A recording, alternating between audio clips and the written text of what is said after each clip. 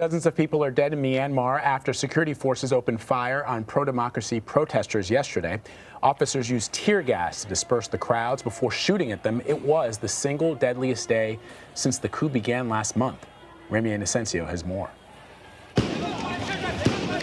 Pro-democracy protesters in Yangon ran from the sound of gunfire and Myanmar security forces Sunday.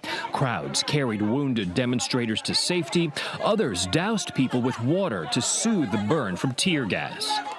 By nightfall, more wounded, like this man holding up the three-fingered salute of resistance, and more unmoving, were taken away from the front lines. Broadcasting from a secret location, the acting leader of Myanmar's deposed civilian government said, "This is the darkest moment of the nation. Time for our citizens to test their resistance." He then flashed the three-fingered salute as he ended. Sunday was the bloodiest day in Myanmar so far since the military's coup February 1st, when top elected leader Aung San Suu Kyi and President U Win Myint were detained, along with hundreds of pro-democracy politicians and allies. The junta declared a state of emergency, alleging election fraud in last November's parliamentary polls. After this past weekend's violence, they declared martial law in parts of Yangon, Myanmar's biggest city. At least 34 people were killed in the former capital on Sunday alone by pro-junta forces.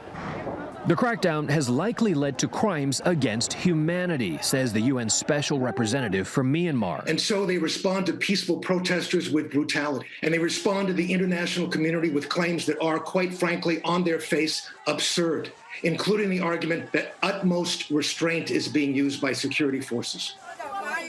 More than 100 people were killed Sunday, according to ousted civilian leaders, memorials rising and tears falling for people calling for the release of Aung San Suu Kyi. Her next court date, March 24th.